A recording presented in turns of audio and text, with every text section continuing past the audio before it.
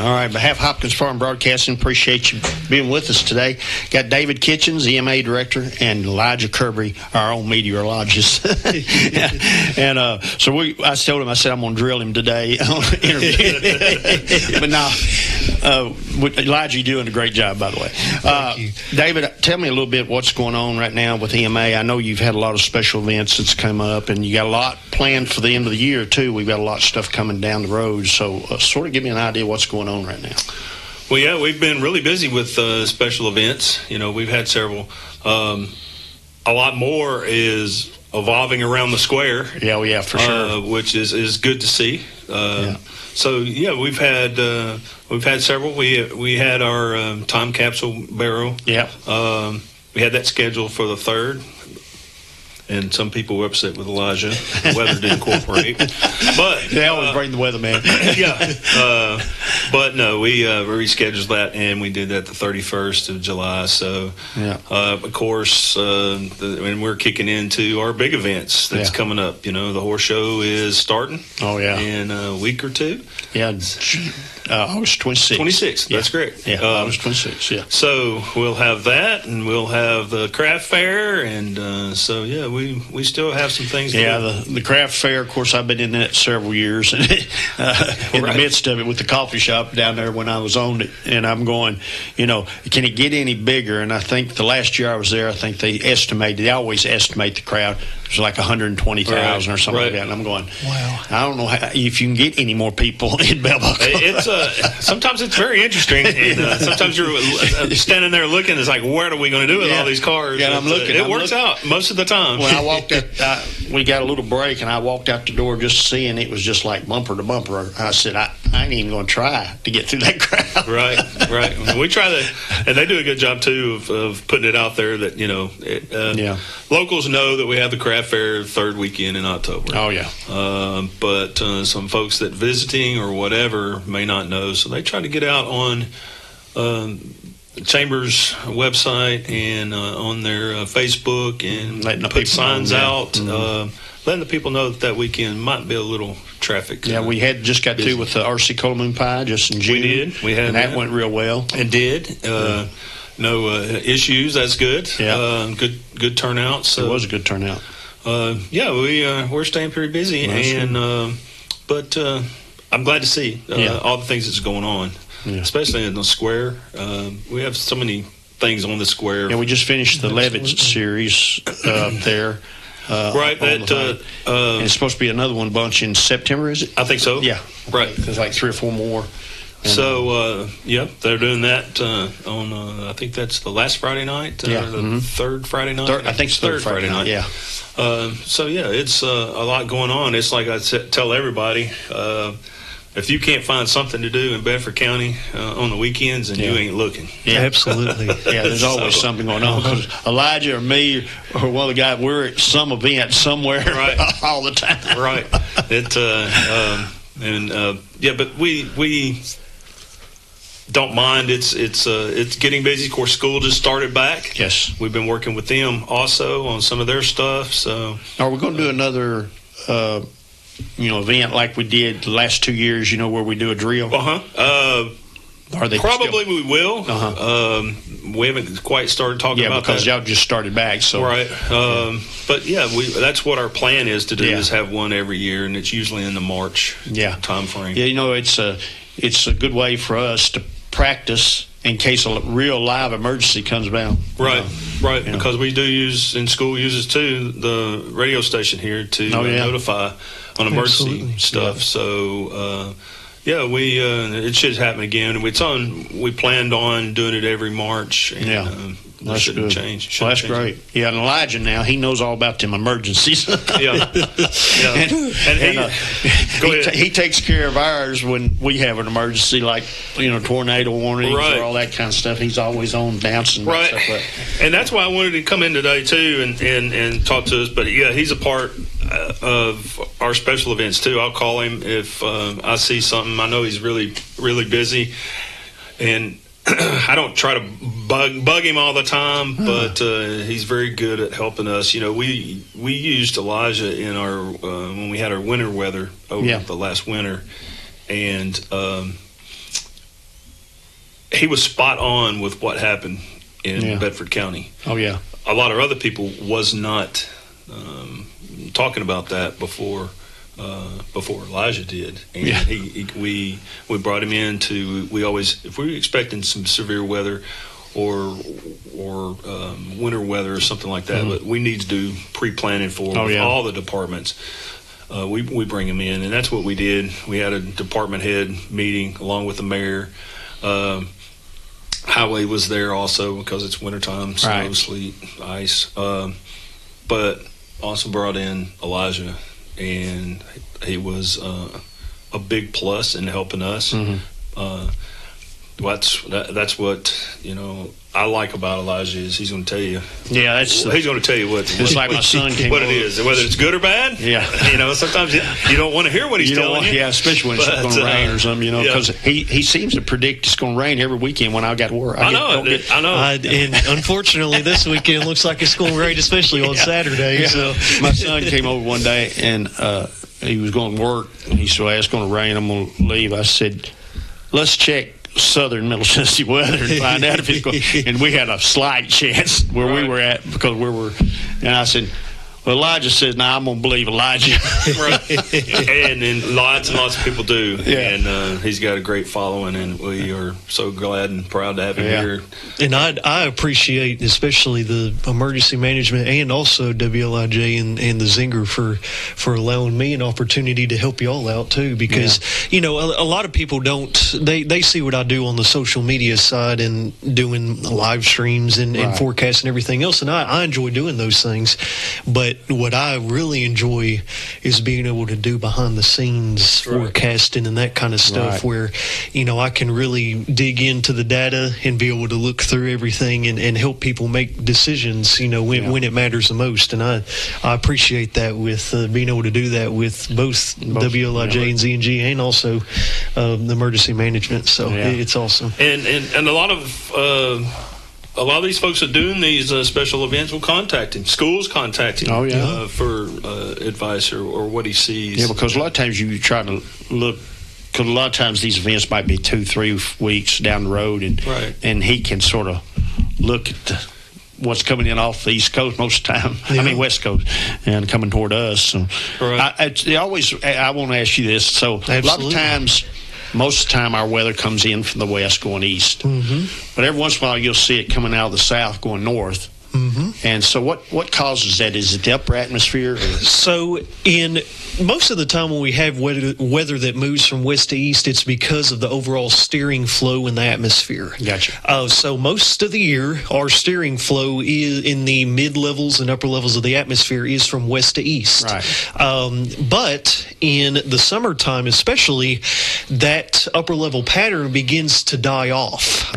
So especially from June to August, where we're at now, we will have storms. We will have the winds in the upper atmosphere begin to die down, and that will leave room for localized differences in wind near the surface to be able to impact the weather a little bit more impressively, I guess you could say, for lack of a better word there. So this time of year, we will have like little low pressure systems and stuff like that near the surface that can help steer thunderstorms and impact their movement more than the upper level winds can.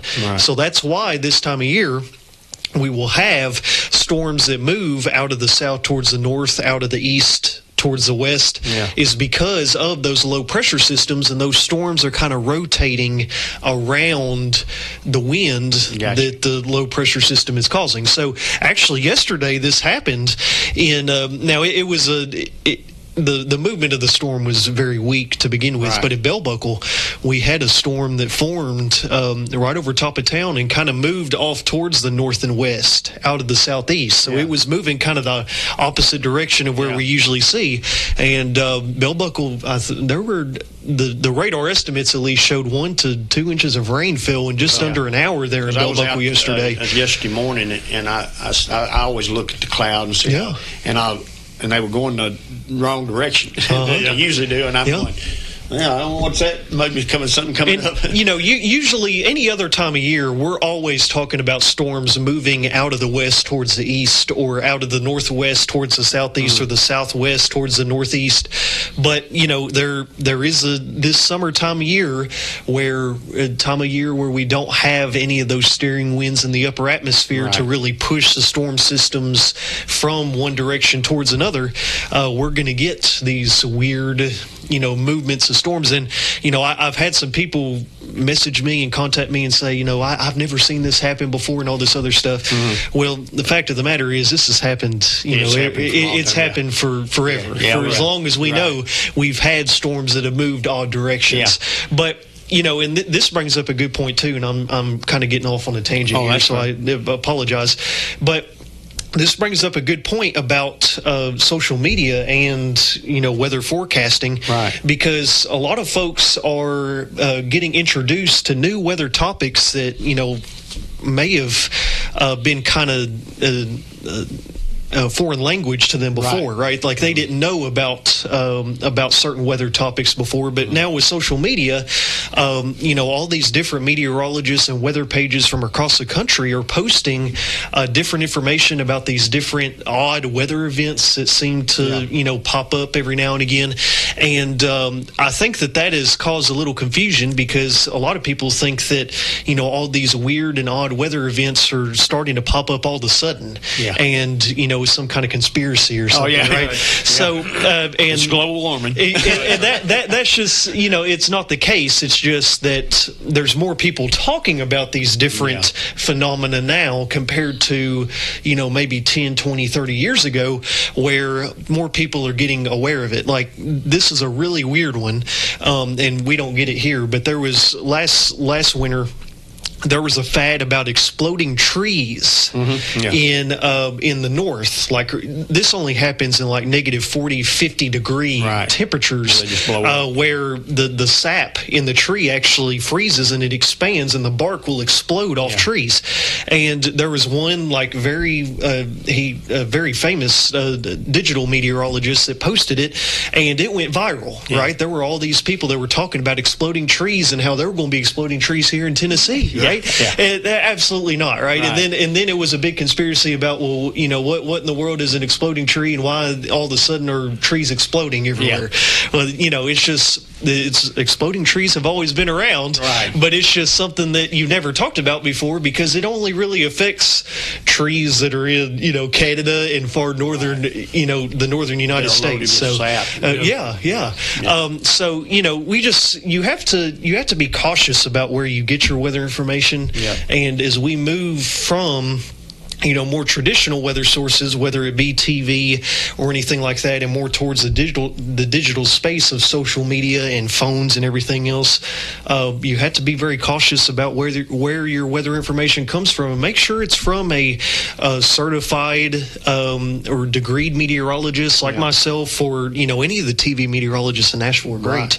But you just want to make sure you're getting it from a certified source, because there are folks out here that want to cry wolf every time that there's supposed to be a storm, and it can end up being more harm than good. I know a lot of people talk about the global warming thing, and I said, well, you can we'll just say take this year, and maybe the high we might have got up to 100. You can go back 100 years, and there's probably one time back there it's 105, 110. Absolutely. And it's like every century it changes. And you can tell, back when, my grandfather told me when he had his car back years ago, and the Cumberland River froze up. Well, and he drove the car across the Cumberland River. I wouldn't have done it, but somebody did. Weather and meteorology is all about pattern recognition, and recognizing different weather patterns. And we'll get into that here in a minute with the pattern that may be taking us into the wintertime. Here, I'll talk about that too here in a moment. But it's all about pattern recognition, and we can look at climate patterns over the past 100, 200, even there's some that can go back to 300 years without getting into like modeling, just looking at actual observations. And you can see where there have been periods of prolonged cooler temperatures, prolonged or warm temperatures, right? And we are in a prolonged period of warmer temperatures right now. I mean, there's no denying that, right? But it's going to be a cycle, right? Eventually, we're going to go back down into a cooling, a period of cooling here. It may be a few years before we begin that, but eventually that's going to happen, right? It's just you have to look at the overall picture instead of just looking at the past 5-10 years. You had to look at the whole big picture. Because because you can see there's records broke every year, and a lot of the times the records broke are from way back. And so you're going, okay, so it was that hot back there. It was that cold back there. So, absolutely. Now we got about 2 minutes, and if you can explain this. Cloud to ground lightning, because most people don't know it's usually ground to cloud lightning, right? Well, it's cloud to ground most of the time, but sometimes it can come from the ground towards the cloud. Yeah. But cloud to ground lightning occurs so inside a thunderstorm you have ice crystals and water droplets that are always colliding with each other. Right. And that creates electrical charges within the thunderstorm cloud when you have this different precipitation that is colliding together within the cloud of a thunderstorm. And that creates electrical charges, whether that be positive or negative charges. And at the ground, believe it or not, there's always static electricity. There's always static electricity building up at the ground. So you have charges at the ground. So what happens is the charge is up in the cloud and the ground opposites attract, right? So let's say you have a positive charge in the cloud and a negative charge at the ground. Well, the lightning, the electricity is going to attract to each other, and that's what creates the bolt. And then the thunder comes from the heat release from the lightning bolt, because a lot of people don't understand that lightning can be just as hot as the surface of the sun. It is very, very hot. So that's what creates that big boom, is the air that is rapidly expanding from the heat of that lightning strike that occurs right there with the lightning. So. All right. Well, we'll come back to that. Braden, take us to break. We'll be right back. Your eyes are a precious thing. You've got to take care of them. Looking for clear vision and hometown care you can trust? See the difference at Dr. Dale Hasty Family Eye Care, 605 North Main Street in Shelbyville, across from the U.S. Post Office. From comprehensive eye exams to helping you find that perfect pair of glasses, Dr. Hasty and his friendly team are focused on your family's vision and comfort every step of the way. Noticing changes in your eyesight? Time for that yearly checkup? Let's take care of it. 931-684-2020. Dr. Dale Hasty Family Eye Care, because your eyes are a precious thing. Visit Kincaid Service Company today to experience the superior comfort of a Serta mattress. Serta has pioneered sleep innovation for more than 90 years, bringing quality products to more than 150 countries worldwide. Serta Comfort is validated by consumers with thousands of 5-star reviews and are designed and assembled in the U.S. at one of Serta's state-of-the-art facilities. Serta's award-winning mattress collections are created by providing superior comfort along with overall support and breathability. Get Serta Comfort by visiting Kincaid Service Company in Shelbyville. Online at KincaidService.com.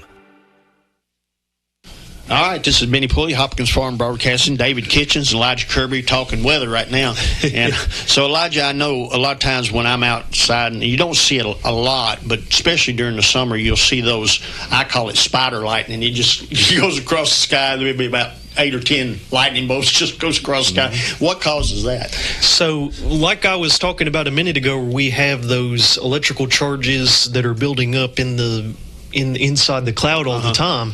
You also have different electrical charges, whether between positive and negative charges that are building up within the cloud itself, right? Gotcha. Not just between the cloud and the ground, but also up in the cloud there are different electrical charges. So what will happen is you'll have a positive charge and a negative charge, and those two will combine together within the cloud itself and create that gigantic lightning bolt. And a lot of times there will be multiple charges that combine together to create that big, gigantic. I know they probably have a technical name for it. I call it spider lightning, but what is it called? So I just call it cloud to cloud lightning. Cloud to cloud. But it is there is a technical term for it, and I don't recall the exact name for it, but a lot of times you will see those lightning strikes, those big lightning strikes that take up the whole sky on the back side of a line of thunderstorms that comes through. And that is because it's called stratiform, the stratiform region of a thunderstorm, and where you just have kind of some light to moderate rain that's falling behind the main line of storms, like the damaging winds and the tornadoes come through, and then you just have kind of the light moderate rain that goes on afterwards.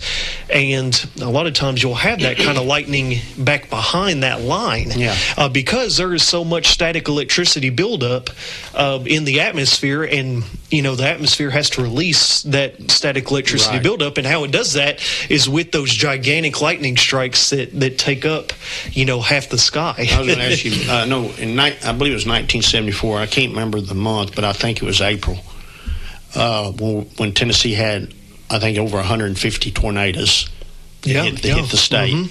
That was the super tornado. Super tornado. Because I was in the tornado up in Jamestown, Tennessee.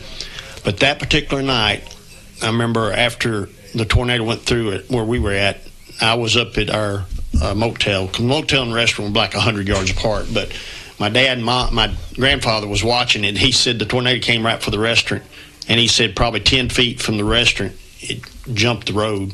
Went across the road, killed about 40, 50 head of cattle. Jumped the road again, killed 7 people, and just tore the trailer park all to pieces.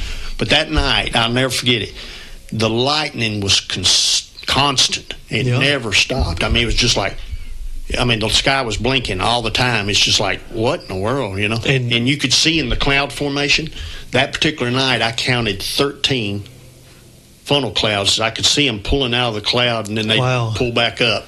And I said, I wish I'd had video back then, but I didn't have a camera like that. But I kept watching it. My dad said, he called me Bubba. He said, Bubba, why don't you just go out in the trailer and sleep? I said, are you kidding me?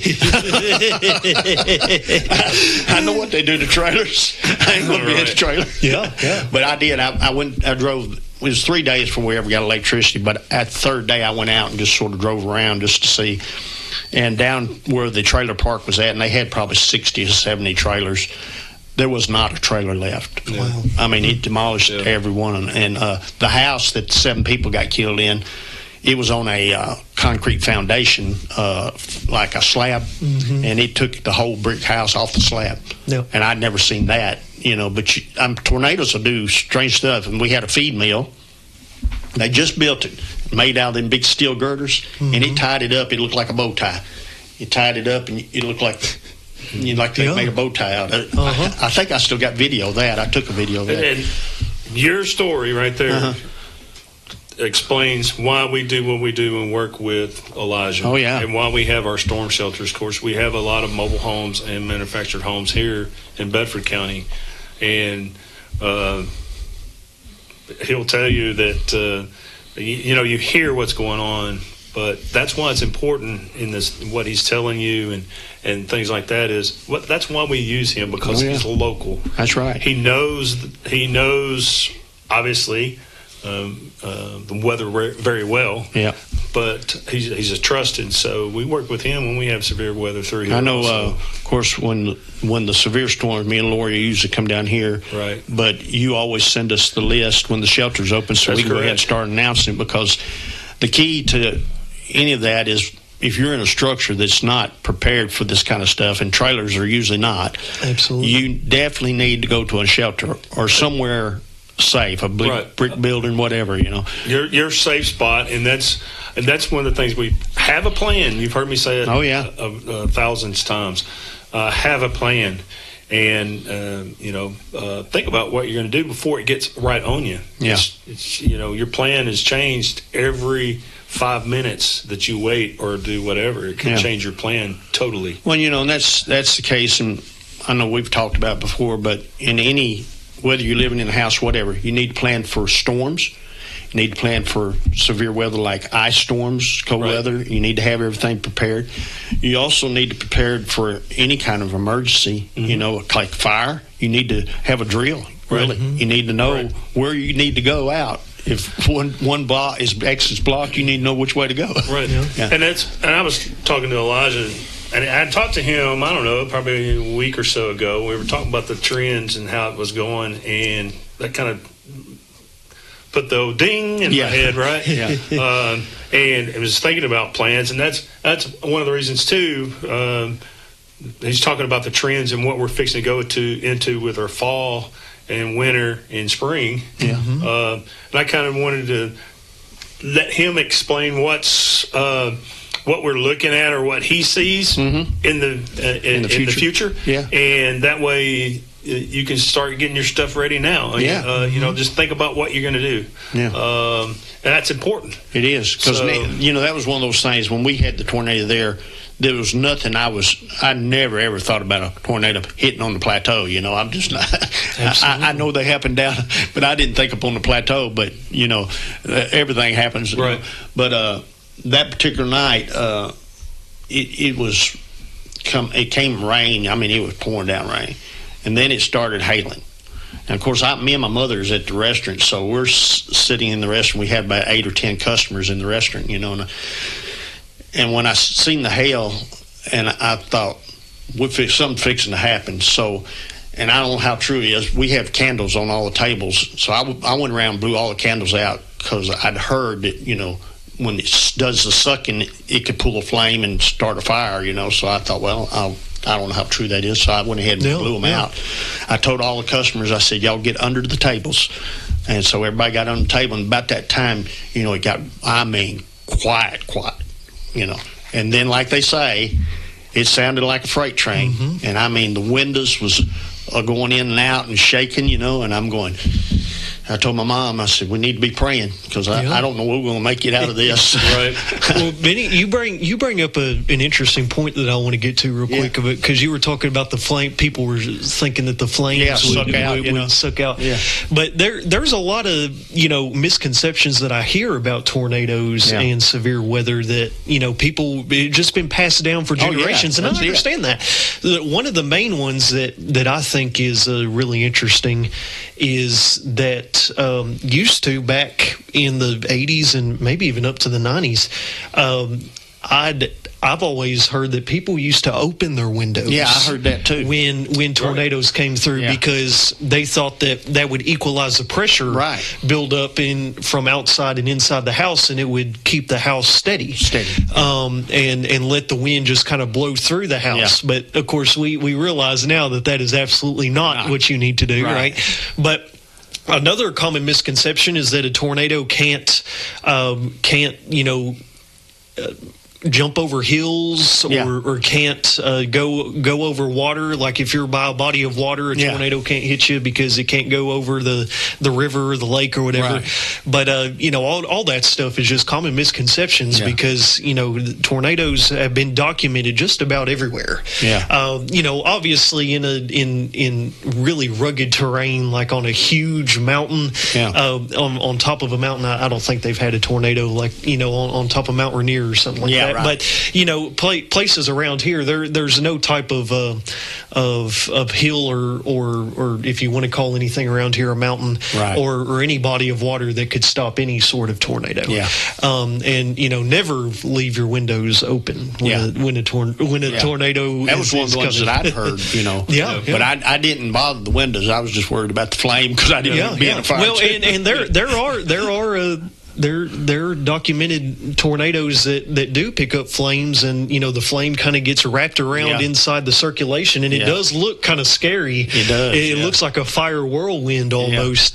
But you know, like a little candle flame or something like that wouldn't. The wind would just blow that out. But like, you know, actually, just the last tornado that hit just north of downtown Nashville, I think it was an EF2 tornado, and I don't recall I think it was in 2024. Right. They had an EF2 tornado that went through Madison, Tennessee, and then over towards just south of Hendersonville too.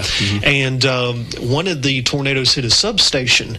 Well, the one interesting fact about substations, if you didn't know, is a lot of those transformers have a lot of oil inside those transformers, and the oil it caught fire with the sparks that were flying around during the tornado, and it caused a giant fireball to basically come out right as the tornado was coming over, and one of the TDOT cameras picked it up, and you could see that fireball getting twisted up into the tornado, and it looked awful scary. So, definitely, if there's a big enough flame or something, it can definitely be twisted up in there. But so, tell us what we're looking for. Yes. What we think our fall and winter is going to start off, and then. So before I start, please do not kill me before we leave here today. But we're moving into a El Nino. I was wondering about El Nino. I figured this. So yes.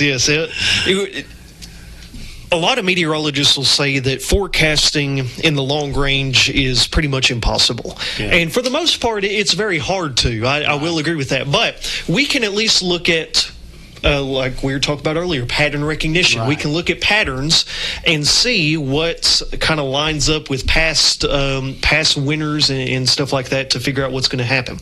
So we're moving into an El Nino, and El Nino is when we look at a body or a specific portion of the southern Pacific Ocean, just south of the equator. Okay. And whenever that portion of water gets warmer than average, that pocket of water gets warmer than average, we call that an El Nino. And a La Nina is when you have that pocket of water become cooler than average. Okay?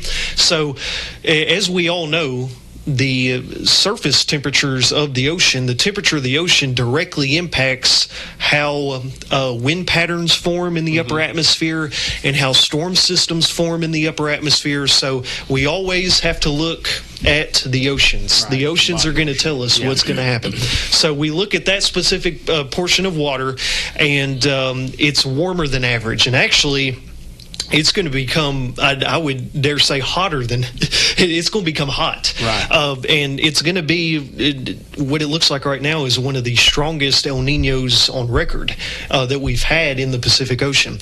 So this El Nino is going to impact our weather, especially right now. We're kind of in a transition zone and just moving into El Nino. But really, as we get into the fall and winter time, we're going to have El Ninos start to expand rapidly across the little section of the Pacific Ocean there. And what that means for us is above average precipitation. So going into the fall and winter, we're likely going to have more precipitation than we usually see. So, pretty similar to what we have right now. It's been a wet summer. And then also, we're going to see a little bit above average temperatures as well. So temperature is going to be a little bit above normal. I think an average high temperature in the wintertime is around 50, maybe 55 degrees or so. So it's going to be a little bit above average for that. Now, with that being said, everyone, when I bring this up about the wintertime pattern, everyone wants to think, well, what about snow? Yeah, what about winter snow? And it's all going to depend on, can the cold air meet up with the moisture? We're going to have plenty of moisture, right, and plenty of water that's suspended up in the air throughout the El Nino time frame, and especially during the winter. But we also have to look at where the cold air is going to be, and we're going to be kind of right on the northern end of the warmer than average temperatures, right at the battle zone, kind of. We're usually on that freeze line, the ice. Yes, absolutely. So we'll have to watch, because I'm sure that a few times this winter, like usual, we'll have a few little bouts of cold air that come down. Yeah. But that cold air has to meet up with the moisture just at the right spot to be able to create a really good winter storm setup. Yeah. Now, on the other hand, we're moving into our secondary severe weather season, especially as we head towards the second part of October and November and December. And our secondary severe weather season will likely be a little bit more active than usual because we're going to have those above average temperatures and above average precipitation. So we're going to have to be watching our fall severe weather season very closely. And this is not really weather. This has no data to back it up, but just in my gut feeling based off, and I've told a lot of people this, based off of how quiet our winter season and our spring severe weather season was this past year, I think we're due for, a little bit of action going into the fall. Yeah. So, that's just something else that we need to keep in mind. And tornadoes happen any time of year. Oh, yeah. We had one on December 25th, 2015, Christmas Day. 2015, there was a tornado, an unwarned tornado at that hit just on the other side of Shelbyville, on the east side of town over by Central High School. So tornadoes can happen any time of year, and we always need to be prepared for them. I have a question. Yeah. So you're talking about the fall severe weather. Mm-hmm. Now, I've seen, and people have asked you, I've seen that too. Is this going to be a line of storms? Is this pop-ups like it is in the summertime? What will the fall bring? So, like a line? The fall time is going to bring more lines of storms, and let me tell you why. So in the summertime, you'll see we have a lot of scattered, just pop-up storms that form and go around, and that's actually because we don't have any cold air that comes down from Canada. Yeah. For really active severe weather, we need cold air, believe it or not. Yeah. Because that cold air that rushes down out of Canada helps spark those really deep, strong thunderstorm updrafts that we need. Yeah. So the more cold air that we get as we head towards the fall, that's why we have that uptick in severe weather. And most of the time in the fall, we'll get those squall lines compared to it being more pop-up scattered activity. Right. But, we can have those supercell type situations as well from time to time. But for the most part, we'll be dealing with probably squall lines or a line of thunderstorms, whatever you want to call it. Sometimes I call them complexes of storms too, whatever you want to call that. And that's because we'll have those deep cold fronts that come down out of the north, out of Canada, and swoop down into our region, and that warm and cold air hitting up against each other. Yeah. That's what causes those really deep thunderstorms to form. Well, guys, we're out of time, but Elijah, before we leave, make sure you give everybody the website, how to get a hold of you as far as weather-related stuff. So you can follow me on social media at Southern Tennessee Weather. And then also we have a weather app you can download on your phone at just search up Southern Tennessee Weather on your app store, Apple, Google Play. We also have a Roku app you can download for your TV, Samsung TV, Amazon Fire Stick as well, just any sort of smart TV. Yeah. And then we also have a website you can go to at stnweather.com. We have a Skycam network with over 20 Skycams you can look at, including the best one that is hosted by our friends here at Hopkins Farms Broadcasting. So they're in Deason. So be sure to visit us and there at the website and download our weather app, and hopefully you'll trust us the next time the severe thunderstorm because comes in. if you're not following Elijah, you're not following the right person, because I think he's the best. He is hands down. We are blessed to have him here. He does cover some other counties too, and I have people that I know there in those counties, and they're super proud to have him. Oh, yeah, for sure. Yeah, well, because we cover touch about 30-something counties, and he covers several of the counties we touch. So one thing he didn't add to where to get a hold of him at. Yeah. He's at all kinds of events across several counties. Yeah, so you're right. You may walk up on him anywhere. He's usually at one of the school functions or the chamber functions or networking functions where we see each other a lot.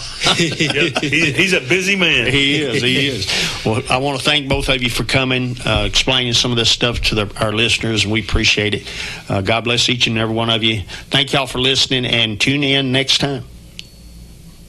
Your eyes are a precious thing. You've got to take care of them. Looking for clear vision and hometown care you can trust? See the difference at Dr. Dale Hasty Family Eye Care, 605 North Main Street in Shelbyville, across from the U.S. Post Office. From comprehensive eye exams to helping you find that perfect pair of glasses, Dr. Hasty and his friendly team are focused on your family's vision and comfort every step of the way. Noticing changes in your eyesight? Time for that yearly checkup? Let's take care of it. 931-684-2020. Dr. Dale Hasty Family Eye Care, because your eyes are a precious thing. Kincaid's is proud to offer Beauty Rest Black to our customers. Beauty Rest Black represents a leap forward in bedding with sleep climate technology keeping you cool, and triple-stranded pocketed coils give you luxurious support all night long. Wake up refreshed and ready to take on the day with a new Beauty Rest Black mattress from Kincaid Service Company, 400 Madison Street, Shelbyville, across from the Speedway gas station, 931-684-5662.